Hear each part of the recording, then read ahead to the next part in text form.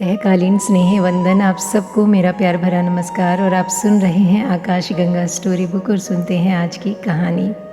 Japan में एक बहुत बड़ा योद्धा था।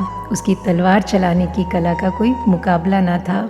जापान में उसकी धाक थी, उसके नाम से लोग कांपते थे। बड़े बड़े तलवार चलाने वाले उसके सामने क्षणों में धूल धूसरित हो गए थे।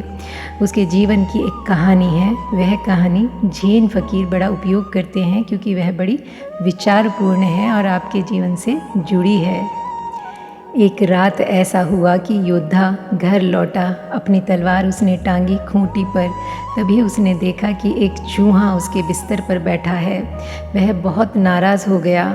योद्धा आदमी है, उसने गुस्से में तलवार निकाल ली क्योंकि गुस्से में वह और कुछ करना जानता ही ना था। न केवल चूहा बैठा रहा तलवार को देखता रहा, बल्कि चूहे ने इस ढंग से देखा कि योद्धा अपने आपे से बाहर हो गया। चूहा और यह हिम्मत।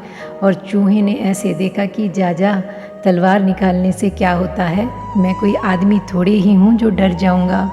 उसने क्रोध में उठाकर तलवार चला दी। चूहा छलांग लगाकर बच गया और बिस्तर कट गया। अब तो क्रोध की कोई सीमा न रही। अब तो अंधाधुंध चलाने लगा तलवार, वह जहाँ चूहा दिखाई पड़े। और चूहा भी गजब का था। वह उचके और बचे। पसीना पसीना हो गया योद्धा और तलवार टूटकर टुकड़े टुकड़े हो गई। और चूहा फिर भी बैठा था। वह तो घबरा गया, समझ गया कि यह कोई चूहा साधारण नहीं है, कोई प्रेत, कोई भूत है, क्योंकि मुझसे बड़े बड़े योद्धा हार चुके और एक चूहा नहीं हार रहा। अब योद्धा एक बात है और चूहा बिल्कुल दूसरी बात है। वह घबरा कर बाहर आ गया। उसने जाकर अपने मित्रों को पूछा कि मैं क्या करूं। उन्होंने कहा कि तुम भी पागल हो, चूहे से कोई तलवार से लड़ता है? अरे एक बिल्ली ले आओ, निपटा देगी।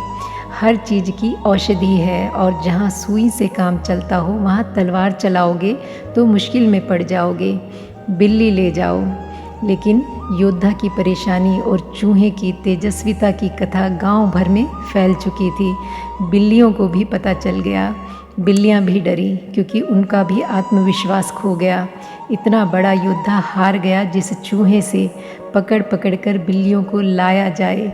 बिल्लियां बड़ी मुश्किल से दरवाजे के बाहर ही अपने को खींचने लगी। बामुश्किल उनको भीतर करें कि वे भीतर चूहे को देखकर बाहर आ जाएं। एक दो बिल्लियों ने झपटने की भी कोशिश की, लेकिन उन्होंने पाया कि चूहा झपट्टा उन पर मारता है। यह चूहा अजीब था क्योंकि चूहा कभी बिल्ली पर झपट्टा नहीं मारता जब तक कि उसको एलसीडी ना पिला दिया गया हो या कोई शराब ना पिला दी गई हो, जब तक वह होश के बाहर ना हो जाए। और चूहा अगर बिल्ली पर झपटे तो बिल्ली का आत्मविश्वास खो जाता है। तो सारी बिल्लियाँ इकट्ठी हो गई। उन्होंने कहा कि हमारी इज्जत का भी सवाल है। योद्धा तो एक तरफ रहा, हारे ना हारे हमें कुछ लेना देना नहीं। ऐसे भी हमारा कोई मित्र न था। चूहे ने ठीक ही किया, मगर अब हमारी इज्जत दांव पर लगी है। अब हम क्या करें? अगर हम हार गए एक दफ़ा और गांव के दूसरे चूहों को पता चल गया तो यह सब प्रतिष्ठा तो प्रतिष्ठा की बात ही होती है। एक दफ़ा पोल खुल जाए तो बहुत मुश्किल हो जाती है। अगर दूसरे चूहे भी हमला करने लगे तो हम तो गए, हम कहीं के ना रहें। तो इस योद्धा ने तो हमें डुबा दिया। तो उन सब ने राजा के महल में एक मास्टर कैट थी, एक बिल्लियों की गुरु, उससे प्रार्थना की कि अब तुम ही कुछ करो। उसने कहा, तुम भी पागल हो, इसमें करने जैसा क्या है? मैं अभी आई। वह बिल्ली आई, वह भीतर गई और उसने चूहे को पकड़ा और बाहर ले आई। बिल्लियों ने पूछा कि तुमने क्या किया? उसने कहा कि कुछ करने की ज़रूरत थी ही नहीं, मैं बिल्ली हूँ और वह चूहा है, बात ख़त्म हो गई। इसमें तुमने करने का सोचा कि तुम मुश्किल में पड़ोगे, क्योंकि करने का मतलब हुआ कि डर समा गया। उसका स्वभाव चूहे का है और मेरा स्वभाव बिल्ली का है, बात ख़त्म हो गई। हमारा काम पकड़ना है और उसका काम पकड़े जाना है। यह तो स्वाभाविक है, इसमें कुछ लेना देना नहीं है, इसमें कुछ करना नहीं है। ना इसमें हम जीत रहे हैं, ना इसमें वह हार रहा है। इसमें हार जीत कहाँ है? यह उसका स्वभाव है और यह हमारा स्वभाव है। दोनों का स्वभाव मेल खाता है। चूहा पकड़ा जाता है।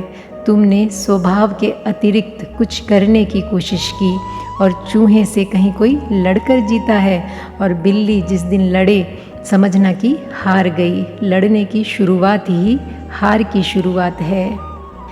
समस्याओं से लड़ना मत। जैन फ़कीर कहते हैं कि समस्याओं के साथ वही व्यवहार करना जो बिल्ली ने चूहे के साथ किया। चेतना का स्वभाव पर्याप्त है, होश काफ़ी है। होश के मुंह में समस्या वैसे ही चली आती है जैसे बिल्ली के मुंह में चूहा चला जाता है। इसमें कुछ करना नहीं पड़ता। लेकिन तुम योद्धा बनकर तलवार लेकर खड़े हो जाते हो। 2 कौड़ी की समस्या है, सुई की भी ज़रूरत ना थी और तुम तलवार से लड़ने लगते हो तो हारोगे। कहानी में जो सुगंध है, संदेश है, उसे समझने की कोशिश करना और अपना ध्यान रखना और ध्यान की यात्रा में आगे बढ़ते जाना, यही शुभ आकांक्षा रखती हूँ। मिलते हैं फिर एक नई कहानी के साथ। तब तक के लिए thank you God and thank you universe.